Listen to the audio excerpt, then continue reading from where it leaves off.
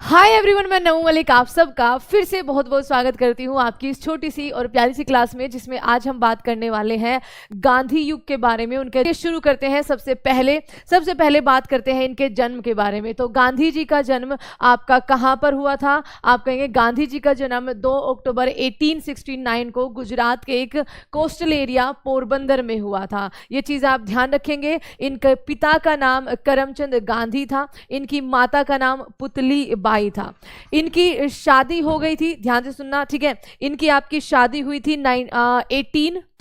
1883 में। अच्छा, इनका जन्म बच्चा 1869। अगर मैंने 1900 बोल दिया हो तो उसके लिए माफ़ी, ठीक है। इनकी जो शादी हुई थी, ठीक है, वो 1883 में हो गई थी। किससे हुई थी? कस्तूरबा गांधी से इनकी शादी हुई थी। मतलब गांधी इनका सरनेम उन्होंने लिया था। कस्तूरबा इनकी पत्नी का नाम था। इनके जो राजनीतिक गुरु कहे गए हैं, जिनके बारे में हम आगे बात भी करेंगे, वो गोपाल कृष्ण गोखले को माना गया है, जो इनको बेसिकली अफ्रीका से भारत लेकर आए थे, या इन्होंने प्रेरणा दी थी, ठीक है, भारत आने में। अगर थोड़ी सी मैं बात करूं यहाँ पर इनके एक तरह से कहिए गृहस्थ जीवन के बारे में, तो इनके बच्चा पहले 4 बेटे रहे हैं। क्या रहे हैं? इनके 4 बेटे रहे हैं, और एक इनकी कह सकते हैं अडोप्टेड बेटी, ठीक है, अडोप्टेड बेटी, जिसका नाम था आपका लक्ष्मी। कई बार पूछ लेते हैं लक्ष्मी। 4 बेटों में आप सबको बताया 1885 में इनके पहले बेटे का जन्म होता है, ठीक है। इनके पहले बेटे का जन्म होता है, लेकिन वो कुछ ही दिनों तक आपका क्या रहता है? वो कुछ ही दिनों तक जीवित रहता है, किसी कारणवश उसकी डेथ हो जाती है। उसके बाद इनका हरीलाल, ठीक है, हरीलाल इनका सबसे बड़ा बेटा, जिसका जन्म जो है 1888 में होता है। उसके बाद सेकंड नंबर पे है मणिलाल, मणिलाल जिनका जन्म 1892, यस, 4 साल बाद होता है। उसके बाद रामदास बच्चा आपका, ठीक है, रामदास जिनका जन्म आपका 1897 में होता है। और इसके बाद है देवदास, यस, देवदास जो है इनका आपका सबसे छोटा बेटा, जिसका जन्म 1900 में होता है। ये चीज़ कर लीजिए। लगभग 24 साल की एज में ये आपके अफ्रीका जाते हैं, ठीक है। ये क्या कहाँ जाते हैं? ये अफ्रीका जाते हैं, और ईयर होता है आपका 1893 का। 1893 में ये अफ्रीका में एक्चुअली एक केस लड़ने जाते हैं, ठीक है। अफ्रीका में एक केस लड़ने जाते हैं, एक केस लड़ने जाते हैं। या फिर सिंपल आप दूसरी भाषा में भी अगर आपका सवाल आ जाता है, तो ये जो दादा अब्दुल्ला वहां पर एक व्यापारी था ना, उसके एक तरह से कहिए कानूनी सलाहकार के रूप में वो इनको बुलाते हैं, ठीक है। दादा अब्दुल्ला एक व्यापारी था, जिसका केस लड़ने जाते हैं अफ्रीका, मतलब साउथ अफ्रीका बच्चा, अफ्रीका में साउथ अफ्रीका, जहां पर 1893 में जाते ही इनको वहां पर किस चीज का सामना करना पड़ता है? नस्ल भेद का सामना पड़ता है। कि जब इनको एक वाइट चमड़ी वाला आदमी इनको फर्स्ट एसी वाली सीट में देखता है बैठे हुए, तो वो उन पे तंज कसता है। ये चीज आप ध्यान रखेंगे। उसके बाद 1983 में ही आप सबको पता है इनको ट्रेन से फेंक दिया गया था, आपका स्टेशन से बाहर निकाल दिया गया था। ये चीज काफी पूछी जाती है, ये चीज आप ध्यान रखेंगे। वो आपका पीटर्सबर्ग से निकाल दिया था इनको, ठीक है, पीटर मैरिट्सबर्ग स्टेशन से इनको निकाल दिया था। अब इसके बाद यहाँ से ना इनके कुछ अफ्रीका के अंदर ही आंदोलन शुरू होते हैं। ये करके करेंगे।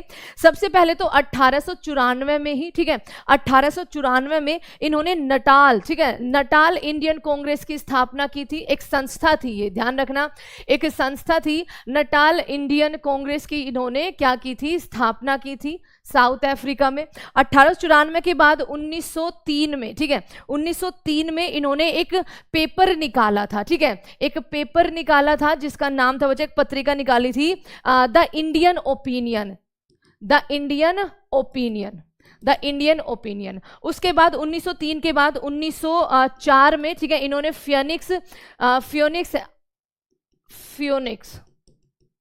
फ्योनिक्स आश्रम का जो क्या किया था, इन्होंने फ्योनिक्स आश्रम का उद्घाटन वहां पे किया था, या स्थापना वहां पर की थी 1906 में, यस, 1906 में इन्होंने वहां पर पहला सत्याग्रह शुरू किया था। क्या किया था?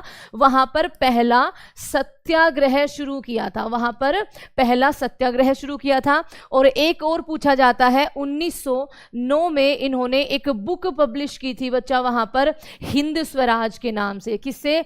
हिंद स्वराज के नाम से। सारे क्वेश्चन सारे ईयर बहुत ज्यादा इंपॉर्टेंट है, आपसे बार बार पूछे जाते हैं।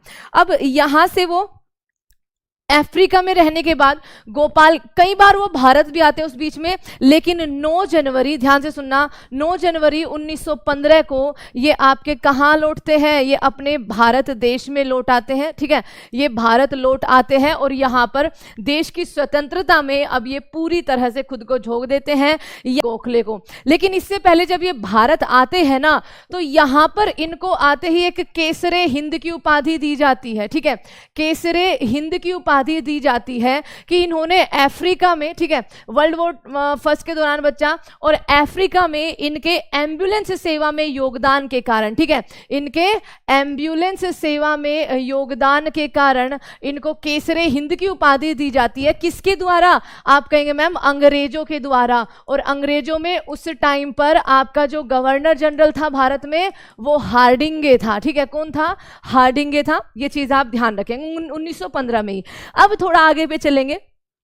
1915 में 21 साल गुजारकर ये लगभग 45 साल के तब हो चुके थे जब ये भारत आए थे। भारत आते ही ब्रिटिश सरकार के द्वारा इनको केसरे हिंद की उपाधि से सम्मानित किया जाता है, क्योंकि इन्होंने साउथ अफ्रीका में आपका एम्बुलेंस सेवा में अपना बहुत ही बड़ा योगदान दिया था। उसके बाद 1916 में बच्चा गांधी जी जो है वो अहमदाबाद के पास साबरमती आश्रम की स्थापना करते हैं। ये क्वेश्चन बहुत पूछा जाता है। साबरमती आश्रम की स्थापना करते हैं 1917 में। अब यहां से इनके सत्याग्रह भारत में शुरू हो जाएंगे।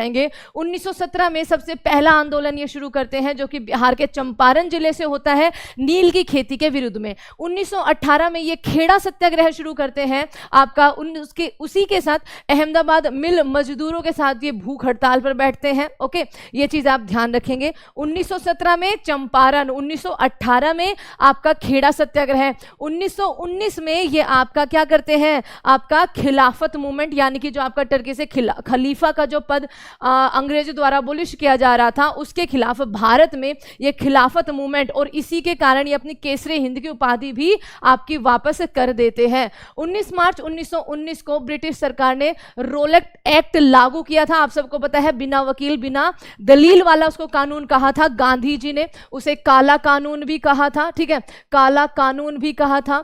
बिना वकील बिना दलील वाला कानून भी कहा था कि आपको कुछ भी हो, हम बिना बताए बिना वारंट के आपको कम से कम 2 साल तक जेल में रख सकते हैं अगर आप अंग्रेजों के खिलाफ कोई भी दुष्प्रचार करते हुए पाए गए।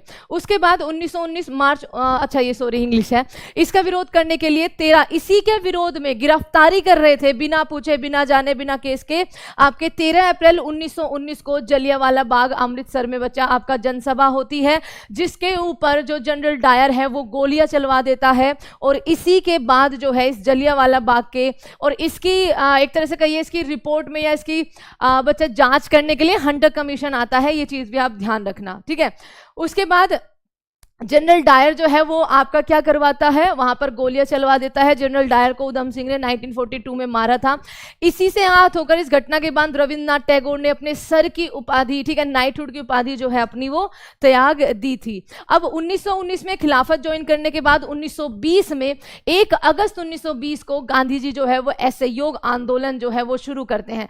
लेकिन इसी आंदोलन में होता क्या है कि 5 फरवरी 1922 को आपका एक चोरा चोरी कांड हो जाता है, जो आप सब लोगों के लिए बहुत ज्यादा जानने की जरूरत है, क्योंकि इससे सवाल पूछा जाता है कि गांधी जी ने जो असहयोग आंदोलन 1920 में चलाया था उसको वो वापस कब लेते हैं। तो इसी घटना के कारण 5 फरवरी 1922 को चोरा चोरी घटना हुई थी आपका।